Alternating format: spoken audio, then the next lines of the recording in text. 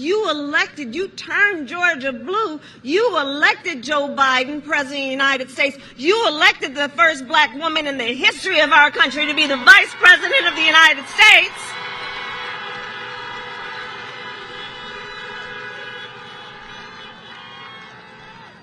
And they had the gall to suggest you didn't know what you were doing. You must have gone about it in a way that was illegitimate.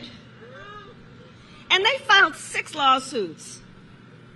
Not 1, not 2, 6 lawsuits trying to challenge your voice in that election. And they failed every time.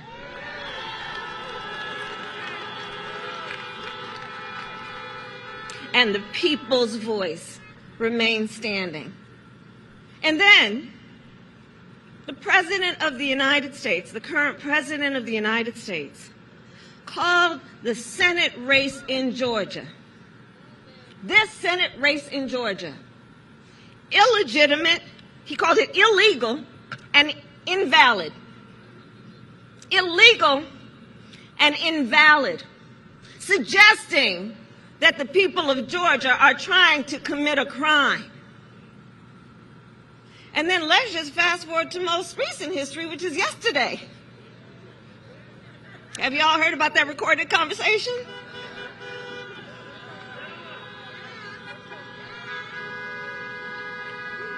Well, it was, yes, certainly the voice of desperation. Most certainly that. And it was a bald-faced, bold abuse of power by the President of the United States.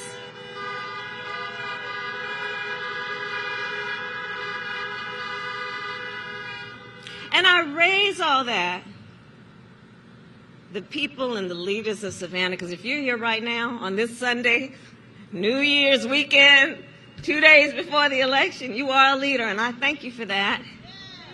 And I raise all this to remind us to ask a question always when we see these powerful people that are trying to make it difficult, trying to make it confusing, trying to invalidate our voice.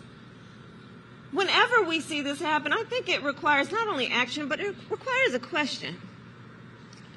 Why are such powerful people trying to make it difficult for us to vote?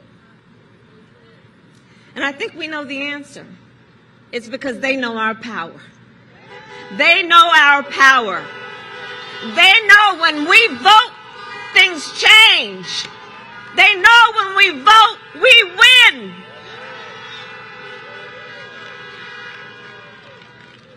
So that's what's before us, yet again, and before you, the leaders of Georgia, to say that you will not be silenced. You will not be sidelined. Your voice will not be overlooked. That you will fight because you know that when we fight for our country and the legitimacy of our democracy, we win. We win.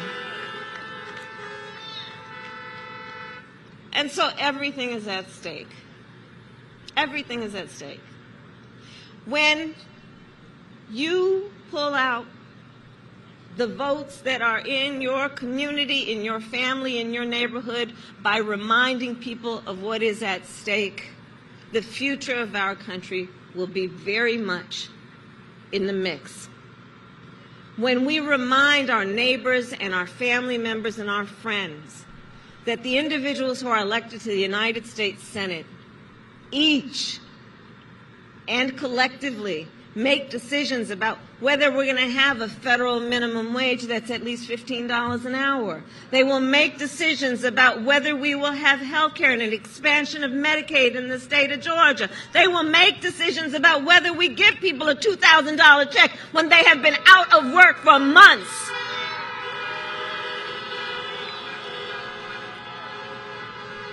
They will make decisions that are about whether or not they see the people.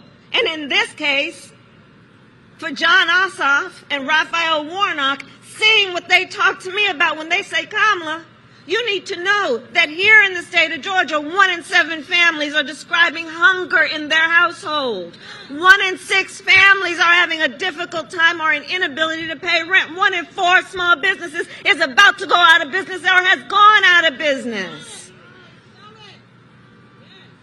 And you will make a decision about who is holding these most powerful positions that will chart the course of Georgian families and families all around our country. So I'm here to thank you on behalf of Joe and myself for what you did in November, and I'm here to ask you to do it again.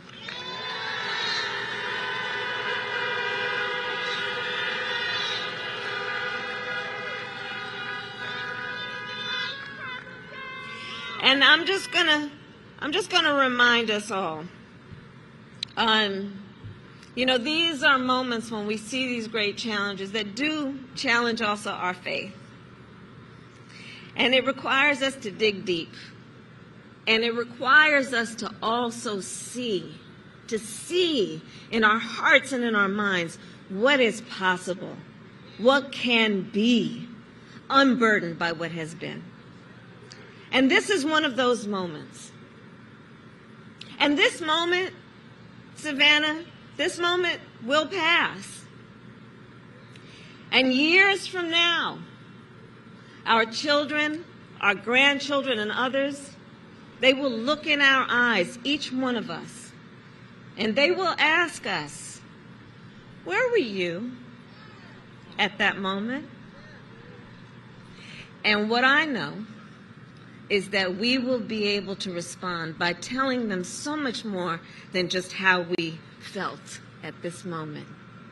We will tell them what we did. We will tell them what we did.